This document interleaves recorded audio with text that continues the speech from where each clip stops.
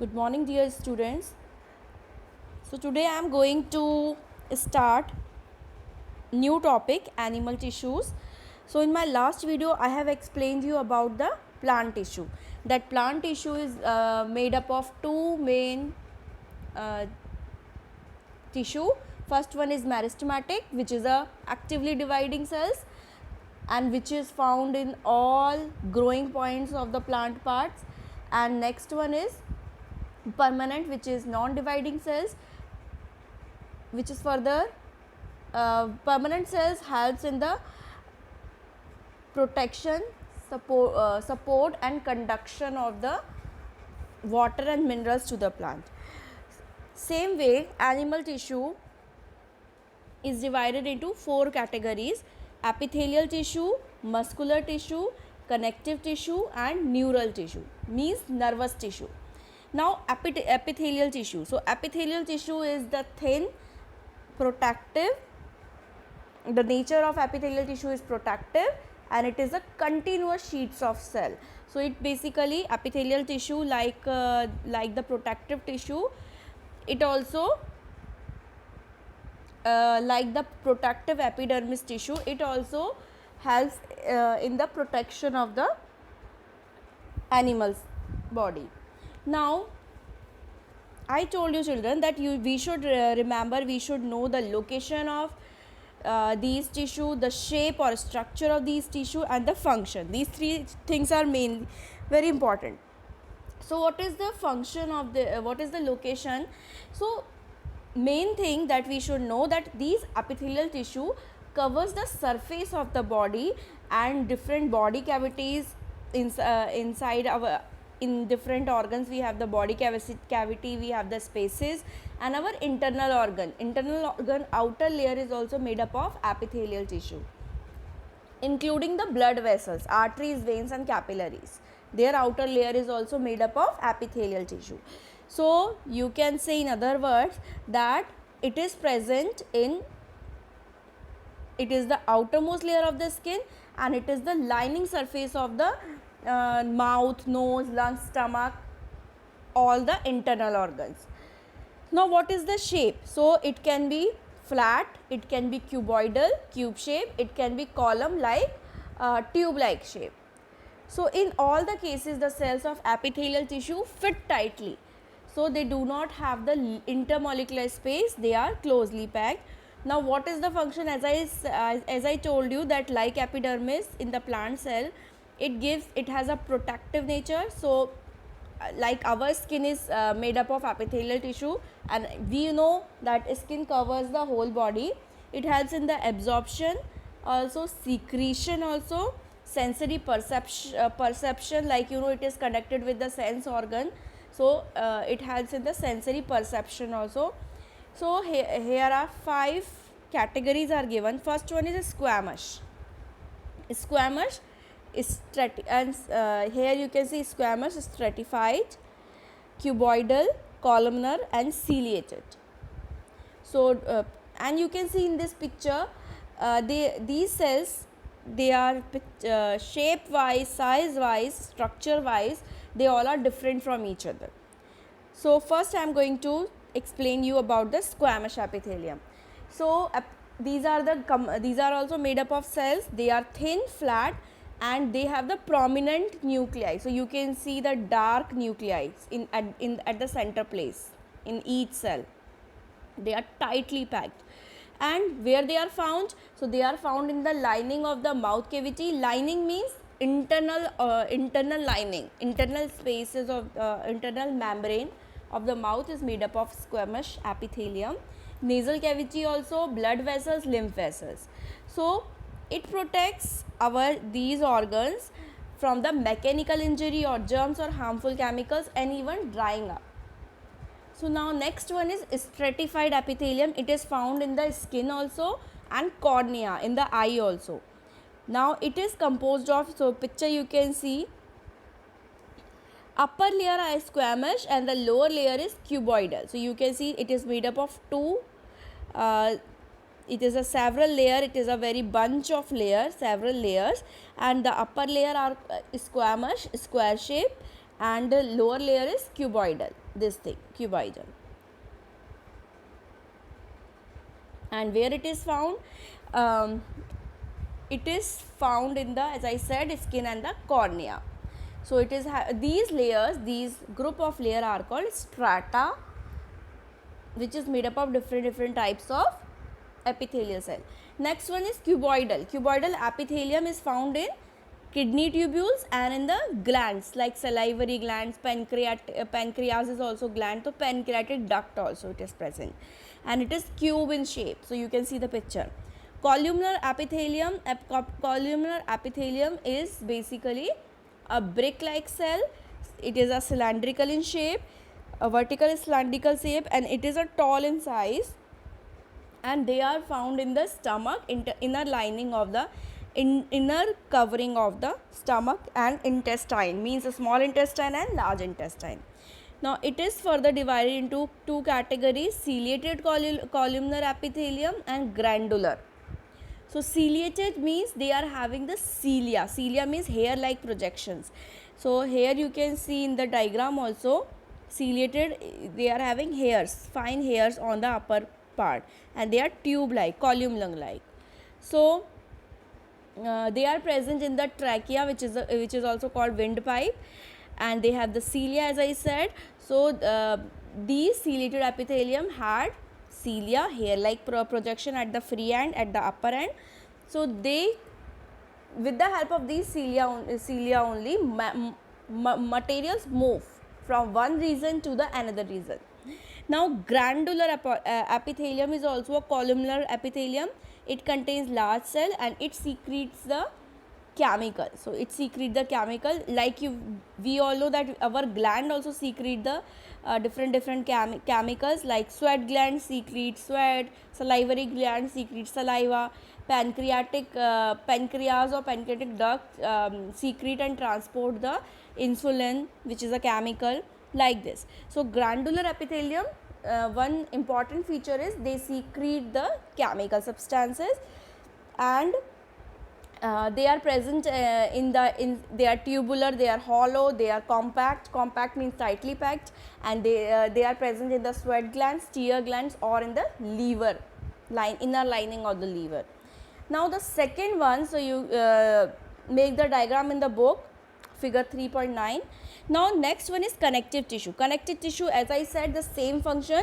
It connects, it binds one tissue with the another, or it connects one organ to the different organ, so that each organ will place at a proper place in our body. So there are three characteristics. First one is matrix is important, abundance of intercellular substances. Matrix act as a cement, like for joining the two bricks we need cement, we have to cement the brick. The same one, this matrix bind the two organ or tissue together. It should contain a cellular elements, like our blood contains the WBCS, white blood cells, red blood cells, platelets, proteins, different proteins.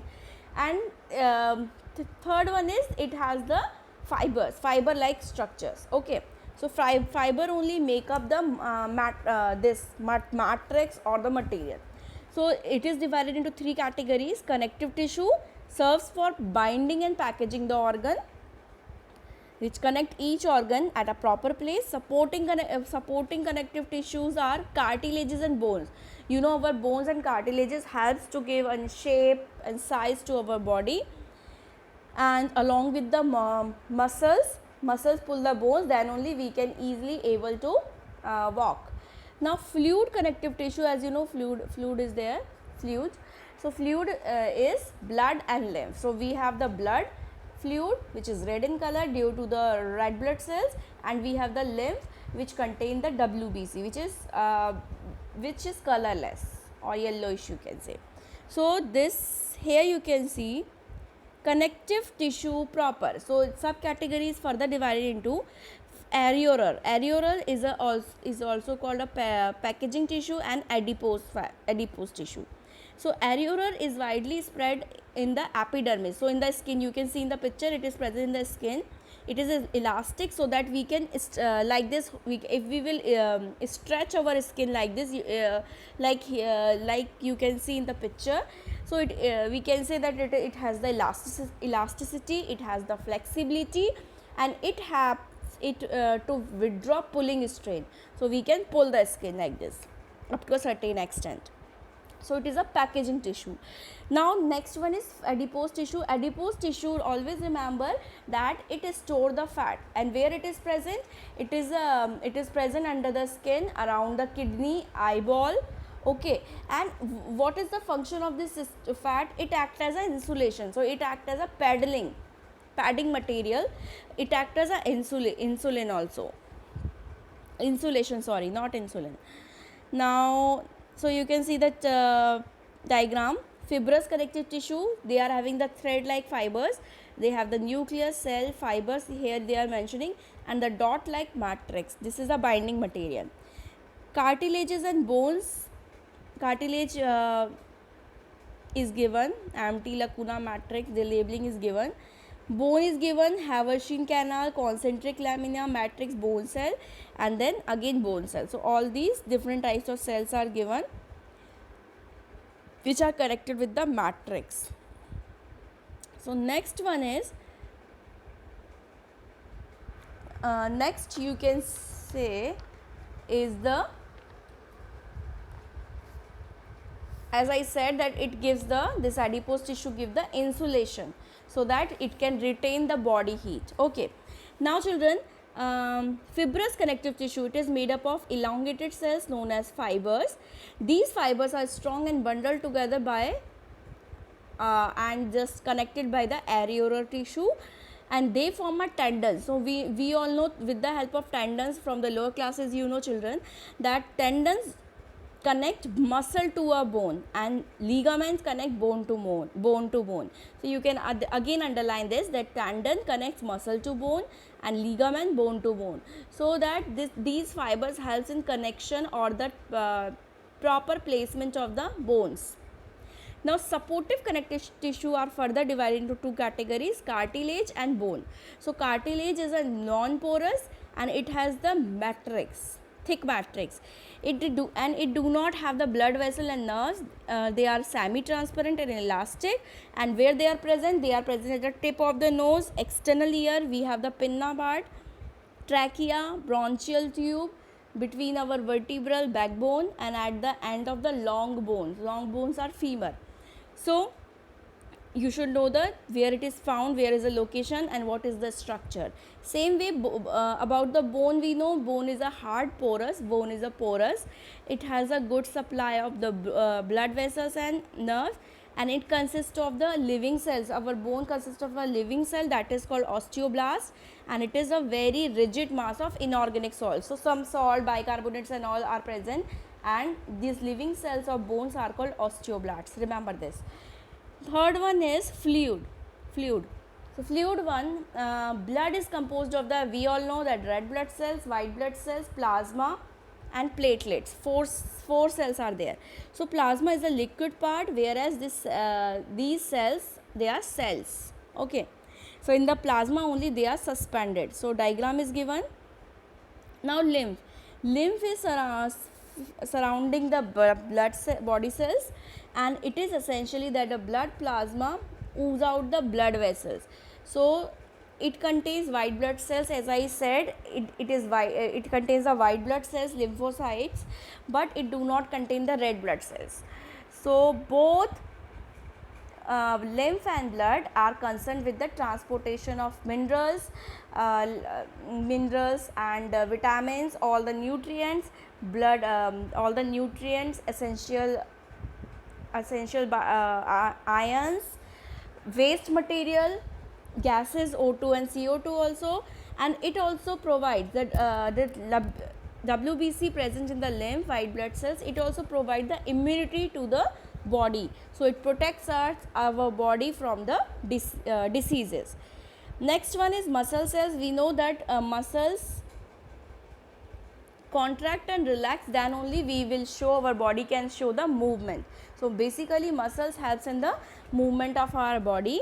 They are of three types: striated, unstriated and heart or cardiac muscles. So in the lower classes, you have learned such things. So striated muscles, their picture is also given. You can see they are having the sarcolemma, dark band, light band, nucleus, and unstriated do not have the this unstriated do not have the band, and this is cardiac muscle. So the picture is also given. So they are long, they fiber like striated, they have the dark bands, light bands, it runs parallel to the each other. They are nucleated, they have the nucleus, and this muscles move only when you want to move. So you can see that it is a voluntary muscles. They constitute about 50% of our body weight, and these are found in the arms, legs, face, neck. So these give the voluntary movement. Unstriated are not under the control of the will, so they are involuntary, and they are made up of spinal shape, you can say spindle shape, and slender tapping cells, which are uninucleated. So only one nucleus is given in the center, you can see. Now where it is found, so they are found in the walls of intestine, so that it can pass the food easily, and it is present in the muscle of the iris muscle part, skin also, lining of the wet blood vessel, urinary bladder, and uterus. So you should know where it is found, at least remember 2-3. Now fourth one is cardiac muscles. They are involuntary in action, and cardiac muscle is the our heart muscle, so it is found in only in the walls of the heart. So remember, cardiac muscle is the heart muscle. So our cardiac muscle is the only muscle which is found in the heart only. So the fibers of cardiac muscle are striated, uninucleated, and branched. So you can see highly branched structure. Each cell contains a nucleus, and they are made up of myofibers. They can contract or without stimulation, and do not get tired soon. So they are the involuntary. Okay, they are involuntary in action, and they just contract throughout our life. So we all know it through the we can hear the heartbeats also. The last one is neural nervous system. Neural means nerve cells. So these nerve cells, when it billions of nerve cells are combined together, they will form a nervous system. So this neuron consists of our nervous system, and this tissue is made up of neurons. So in the lower class, that nerve cell, it is a picture of nerve cell. It is divided into 3 parts: cytone, dendron or dendrites, or axon, and these are the axon ending. So this is the longest cells in our body. So each cell consists of a cell body which is called perikaryon. It is written here, perikaryon or cytone. It contains the nucleus in the center. It has the hair like projection, that is called dendron. Dendron part is there, which is from which only dendrites are branch like dendrites are coming out, you can see. And these axons, they are the long body, up to a 1 meter or 3 meters in case of elephant.